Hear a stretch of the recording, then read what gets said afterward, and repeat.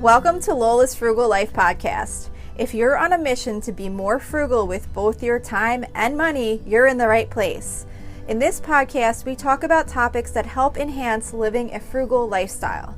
The goal is to save time and money where we can so that we can use the rest on what matters most to us. We talk a lot about both time and money management so that we can waste as little as possible on both. We do this while also embracing a progress over perfection mindset. If that sounds good to you, then please stick around for the latest episode right after a few quick words from our sponsor.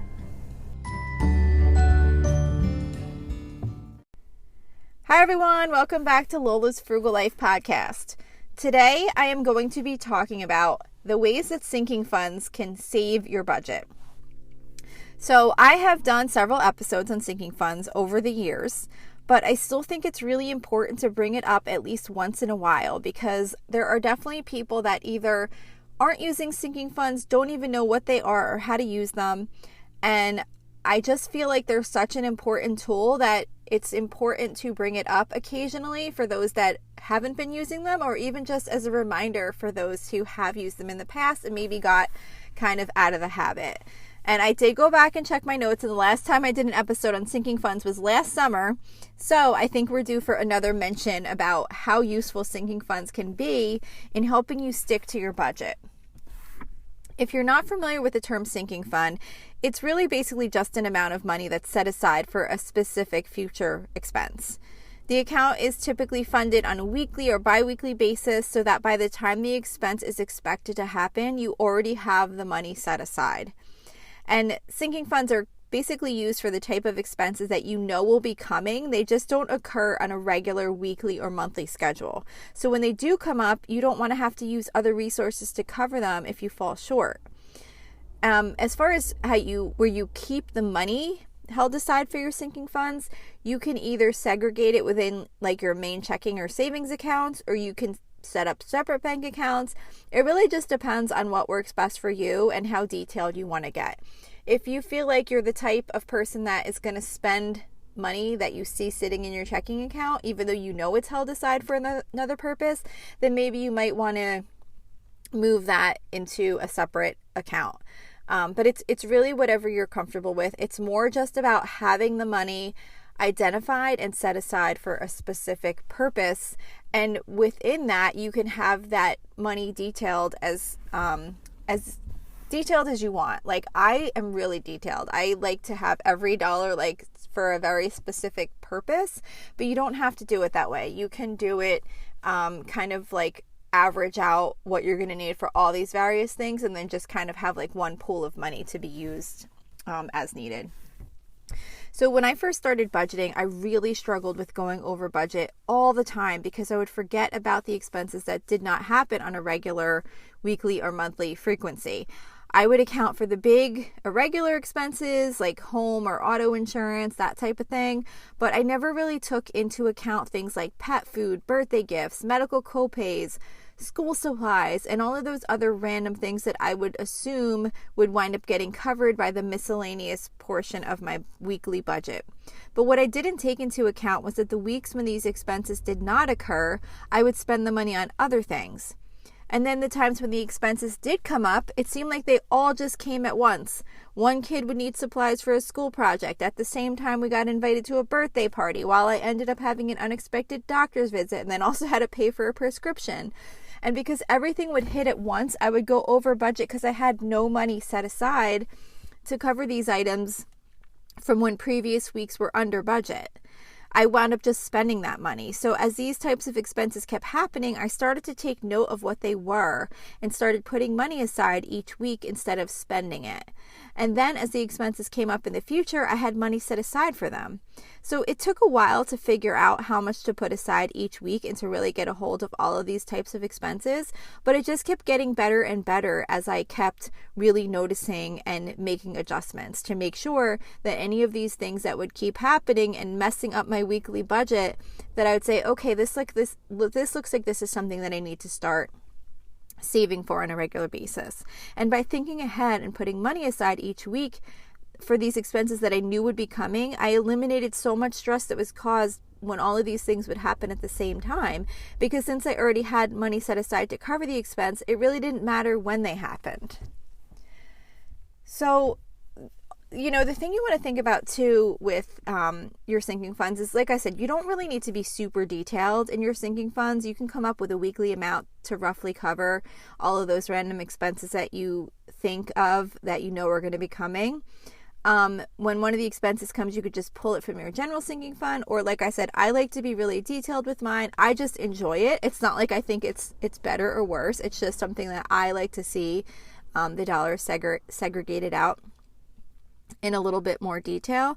But regardless of how you want to do it, even if you just want to have a general sinking fund, you might want to try setting up a few smaller ones for specific purposes, especially like for like future events or fun things, specifically like going on a day trip or having a pizza night or something like that. It's kind of fun to see that you have a certain amount put away for a specific purpose like that, like something that you're going to be looking forward to.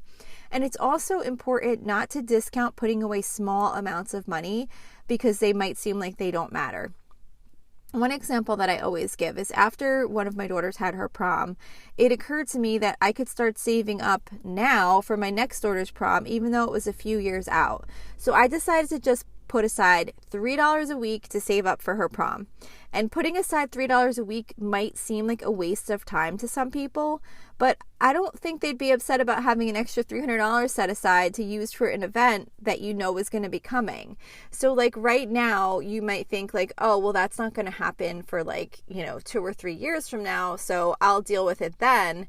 But if you just put a little bit aside for something is coming in the future, it's really nice to have that money set aside already. And although you might think, oh, it's only $300 or $400, I can cover it, it's still great to have that money already and not have to take that from funds that could be used for something else. So don't discount putting aside small amounts for something that's going to be coming, a while down the road. Another thing that's great about sinking funds is that they really do help you control your spending. When you account for putting money into your sinking funds as part of your weekly spending budget, it can really help you with controlling your expenses, because if you know that you have to save money for upcoming expenses, you will not have this false sense of having extra money to spend on other random things that may not even be important to you. When you're including savings for future expenses, it really helps you see the full picture and to make sure you're allocating your earnings properly so that you can cover expenses that are going to wind up coming up later on. And like I said, this really has been the single most important thing that I have done that has helped me with sticking to my budget, is saving up for those things that were coming, because those were the things that would blow my budget over and over and over again. And I felt like I could never have a good budget because I was always going over because all these things kept happening, and it never had occurred to me until it did. I must have heard it on some podcast, or I don't know. I used to do a lot of research about like budgeting and frugal living and things like that.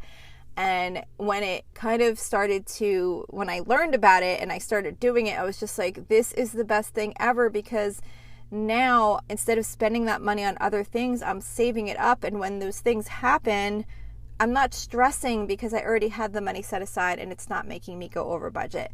Do things still happen that make me go over budget? Of course, because it's not perfect and I haven't figured out every single thing that can happen. But it's much, much better, and I go over budget much less frequently. It's also important too to account for, fun things in your sinking funds. You definitely want to make sure that you account for as many future expenses as you can when you're deciding how much you want to put aside each week for your sinking funds. But it's not only for essentials. If you have a little bit of money left in your budget, it's fun to put money aside for things that you just enjoy. Some examples of sinking funds you can set up for things that are fun might be like a pizza night, family fun, having a movie night, or whatever else you might enjoy.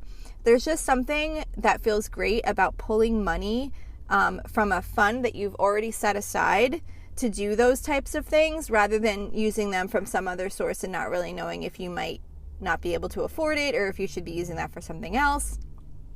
And it also helps you stay within your spending limits. If you have $30 set aside for a family pizza night, you might skip the extra appetizers. But if you see you have extra set aside, you might decide to splurge a little bit. So it kind of really gives you amount of money that you know you're comfortable with spending because you already have it set aside for a specific purpose, and you don't have to have any guilt about spending that money because it's not going to impact your budget negatively.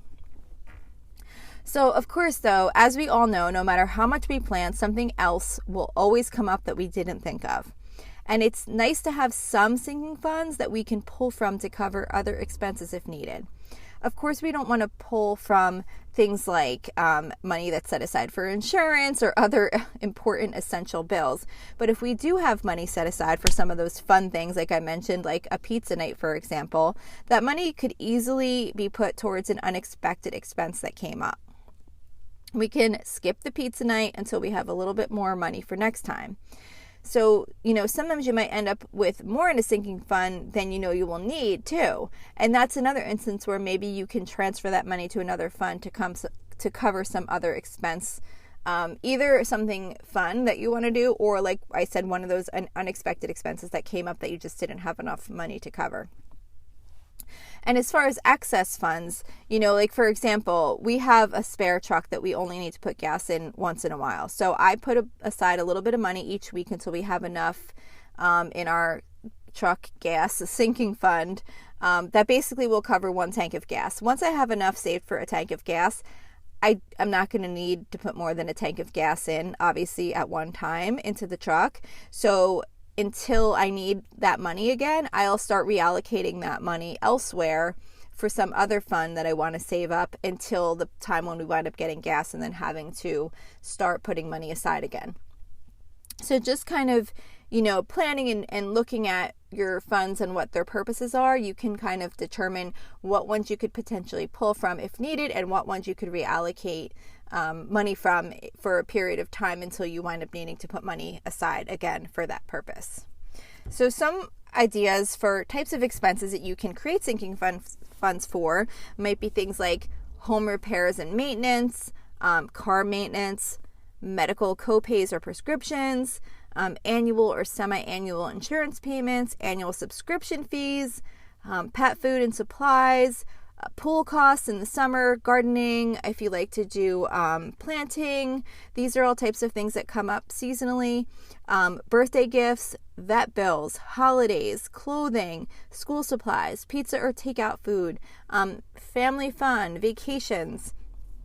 There are so many different areas and types of expenses that don't occur as like a regular weekly or monthly expense that you can save money aside for to make your life so much easier when it comes to budgeting, because they're going to happen, and they do tend to happen in big like spurts of one time where you just get hit and then you're like, oh my gosh, my budget is blown.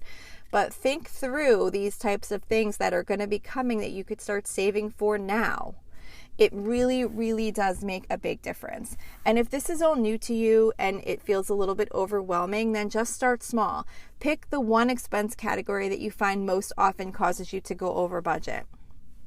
And maybe try setting up a sinking fund just for that expense. Estimate how much you're going to spend over the course of the year and just put away a little bit, whatever that amount is, each week or month to start saving up for that cost. And don't worry too much if you're not sure of the exact amount to save. Over time, you'll get a better handle on how much is needed, but it will really show you the benefit of saving even just a little bit of money to put aside for something that's going to be coming, because it feels really great to have that money set aside. And it also feels good to know that you didn't wind up just spending it on something else and then putting yourself in a situation where you're going to go over budget further down the road. So that's it. That's all I have to say about this topic today. I am really, really passionate about sinking funds because I think it's fun to see the money accumulated. I love when I pay a bill or spend something from money that was already set aside and accounted for. But I really do think it can be really, really helpful if you are struggling in your budgeting. So I really appreciate you listening, and I will see you back here next week. Thank you. So thank you for checking in for this podcast episode. And don't forget, you can always email me with any questions or suggestions at lolasfrugallife@gmail.com. You can follow me on Instagram and Facebook at lolasfrugallife. And you can find a blog post for most of my episodes, and definitely all of my meal plan episodes, at lolasfrugallife.com. You can also join our private listeners group at facebook.com/groups/lolasfrugallife. And if you enjoy the show, please make sure to subscribe on Apple Podcasts, Spotify, YouTube, or wherever you listen from. And I would love it if you would screenshot the show and tag me on Instagram so I could see you're listening. Also, if you can please take a couple of seconds to rate and review the podcast. Those ratings and reviews are what help the show come up better in search results so that other people can find this podcast. So that will really help me in growing my audience. So that's it for today. Thank you so much for listening, and I hope you have an awesome day.